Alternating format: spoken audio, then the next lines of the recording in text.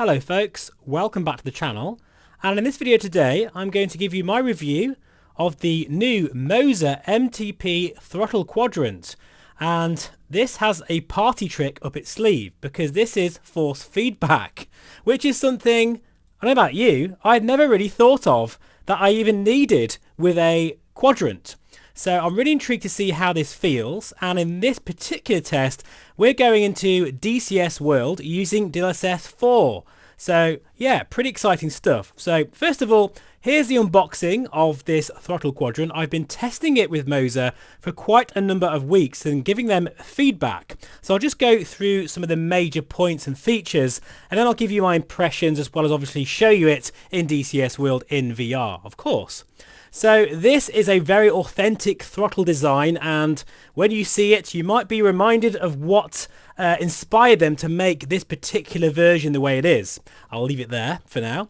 But as you can see here, as we take it out of its packaging for the first time, and it's always very well packaged. Moza products are some of the best unboxings that I've come across, which give you that sense of quality. Look at this thing. It is absolutely beautiful and made of aluminium alloy. And as you can see here, the throttle grip looks premium. It has really good tactile feel, and I like how all of the switches are metal, and the whole construction feels very beefy, almost like it's been taken out of a real F-18. Oh, whoops. But basically, yeah, if you look at this, anyone who knows their aircraft, the first thing I thought of is this is a F-18 throttle quadrant. And I love how well it's been depicted here. It looks very good, and the first thing I said was wow when I opened it for the first time.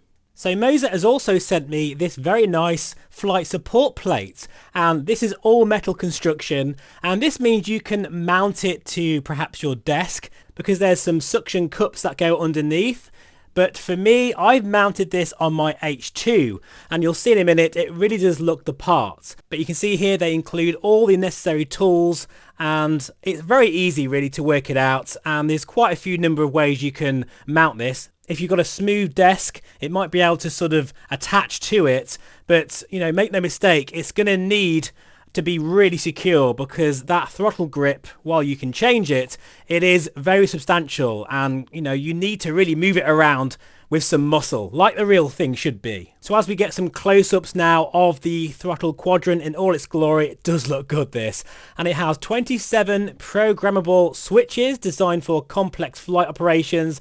The throttle includes 27 physical switches with an optimized layout for easy and efficient access to critical functions. And it has an adjustable detent system as well, which I really think is very nice. The built-in vibration feedback, well, that's integrated as a vibration motor, which provides dynamic feedback, simulating effects such as aerodynamic changes, overspeed warnings, and combat impacts. Hopefully we won't see one of them today. And these features are all fully configurable via the Moza cockpit software, and I like how you can independently adjust each throttle and separate them. Very nice touch. The unit itself uses 15-bit magnetic encoders, and the Moza throttle includes a Hall effect joystick delivering precise drift-free performance with superior durability compared to traditional potentiometers. And of course, Hall effect sensors are where it's at now. You can also adjust the level of grip there, as you've just seen with those adjustments. So this thing is absolutely packed full of features, and this is what it looks like attached to my motion rig. And I love those lights, a very nice touch. And I think the best way to now really show you what it can do is to jump into DCS World in the Quest 3 using DLSS 4. Here I am now going to switch on the APU, and as you can see I've got the mixed reality set with a cutout using virtual desktop. Very, very cool stuff. It means I can really enjoy using and looking at the Throttle Quadrant, especially with those beautiful lights. Now we're cranking the engines, which corresponds exactly to the sim, and just look at this. This is just really next level stuff, this. But it's now time to jump into the cockpit so I can give you my first impressions and reaction to this Throttle Quadrant. Here we go. Okay guys, so for this part of the review I thought I would take off from the carrier in DCS World and sort of give you my impressions of how this Throttle Quadrant feels. And as you can see here, I'm in VR in the Quest 3 at 80 frames per second at 80 Hertz, which is just phenomenal, really. This is the super carry module, and as you can see here, this is my cutout view using virtual desktop. So we've got everything configured here. Just put my strobes on, and I should have left that on there. I don't have everything bound here, but as you can see, if you look to the side, it's quite incredible how similar this is to the actual F18 panel here. And if I actually went to grab that then, I'm not sure you can see there, guys, that's what I'm looking at. It's a bit tricky to sort of show in VR, but that's obviously the Throttle Quadrant, and it's exactly the same as this down here. And I feel like I could almost touch this, but it's this here. So I'm in my motion rig. I'm just going to get motion compensation on as well. I probably should have had a camera on my motion rig, because I'm going to get pulled back into my seat quite violently as I catapult off this carrier. I'm also using the Moza AB9 base. I'll just show you a quick shot of that now.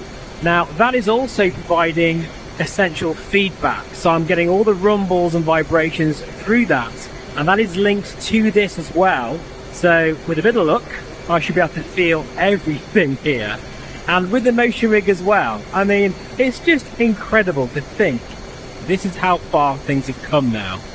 Anyway, let's now go full mill here, and I can feel some vibration kicking in there, and we're going to salute the ground crew. And after that, just hold on, because I am literally going to get thrown off this. Here we go. It's like being on a roller coaster. I'm a bit nervous. Oh God. Every time that gets me. Every time. Absolutely amazing. And now I'm feeling all the vibration through the Moza AB9 and the Throttle Quadrant. You know, it's something I never would have imagined, having sort of haptic vibration through the actual throttle itself. I can really feel that. That's quite an uncanny feeling, a very new feeling. I love it. And even though I was thinking to myself, I'm really sad I won't be able to see all those nice lights, I can see it in the mixed reality pass-through here. That's fantastic bit of rudder trim here. There we go, I've got that dialed in there. And we are away. 80 frames per second as well. So this is using preset K, DLSS 4, which I've either got a video on the channel already showing that in DCS World, or it's about to go live anytime now. And let's just do a few G maneuvers here. But yeah, it's very clear. The cockpit's pretty damn good, especially in the Quest. Oh wow, okay, that's interesting. So I can actually feel the airframe through this quadrant as well. I'm feeling it through the stick and the quadrant. That is incredible. Moza, I tell you what, you've absolutely nailed this. Right, let's go full mill here again. Getting a bit slow. Too busy, you know, just being a kid at Christmas, quite clearly. Because anything that makes me feel like this is definitely worth the money, in my opinion. So as I say, I'm in the Quest 3. This is DLSS 4, looking really nice, especially in this headset, which really doesn't have the best resolution. But the performance I'm getting here, don't forget I'm not using quad views or anything like that, because the Quest 3 does not have eye tracking. I think I'm going to have to use this in the Somnium VR1 there. It's definitely on the Variant XR4 at 55 PVD. But I really love how with virtual desktop you can actually cut out, and you can really see, I can see that reasonably clear. So that's, yeah, I like that. It's just quite uncanny to have the throttle exactly where the real thing is. Can you see it there? I'm not sure if I can show you that again, but look at that. That's that's incredible, isn't it? And I think another big deal about this is the throw of the throttle is a lot larger than you think in real life. Like, I'm so used to using a Logitech you know, Throttle or even my Bravo. But this is the same throw as the real thing, and that really gets you. Together with the force feedback, gotta say, even though I appreciate this is expensive, there is a reason why this is the price it is. Okay folks, I think we'll go back for a landing now on the carrier, and yeah, I'll wrap up this review. So there we are folks. So before we wrap up this review, just to say that Moza did send me this unit for review purposes, but of course all my opinions are my own. But from what I've seen, it really is a very impressive piece of technology, and I think it's quite novel that this has force feedback.